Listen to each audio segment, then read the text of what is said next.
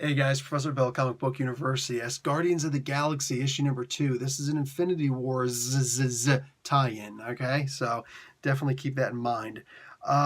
This was pretty fun. I enjoyed this. We got the previously in this book, which I always enjoy seeing, and then we got characterization of the characters, a quick little blurb, and we got writer Cullen Bunn, artist Matty O'Lally.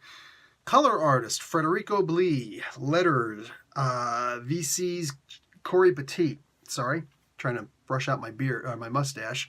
Cover artist Dale Keown and Jason Keith. Wow, I did the same thing last time too, didn't I? I tried to say David Keith. Yeah, my favorite comedian actors. Variant cover by Stephanie Hans. So cool, man, cool. Ooh, I like this. Angela, co-created by Todd McFarlane and Neil Gaiman. So boom, you got a little bit of Todd McFarlane came back to Marvel for a little while, just a little while.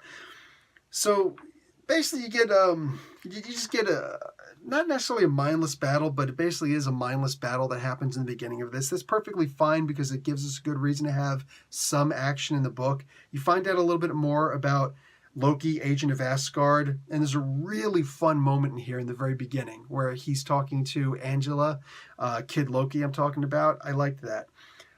You also get a sense of Scourge being more of a father figure in many ways to what's his name, to Eric, right? Eric Thunderstrike, basically.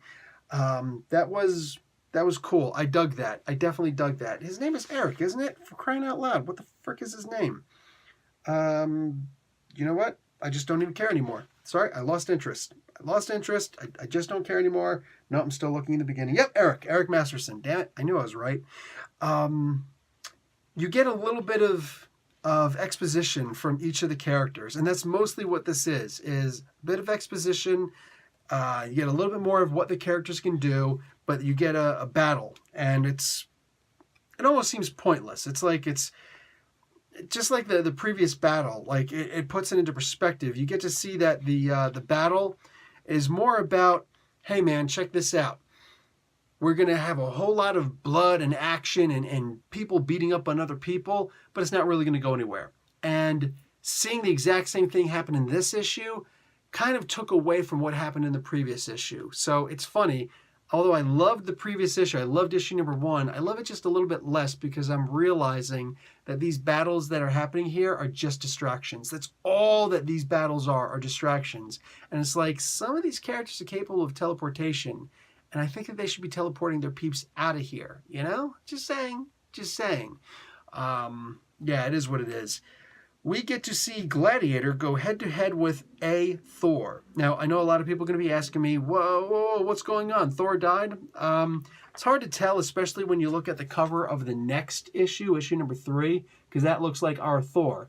I'm not going to show you the image on the last page in here of the Thor that's in this comic book, but it doesn't look like the same Thor in any way, shape, or form. What it looks like is, if you guys remember, I believe it was a Hulk comic book, not a Thor comic book, where it was supposed to be the original red-headed Thor, red bearded, all that stuff, Thor with a giant hammer was coming after the Hulk. I'm pretty sure that's what it was. And he eventually wound up fighting Thor 2 on an occasion. It's hard to really remember all that stuff. That stuff happened right around the time I stopped reading comic books in the mid-90s, early to mid-90s.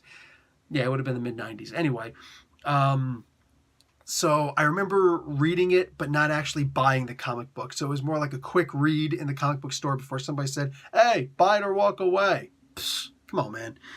So anyway, that actually looks pretty interesting. That, again, the cover for the next issue confuses it. I'm a little confused by looking at it.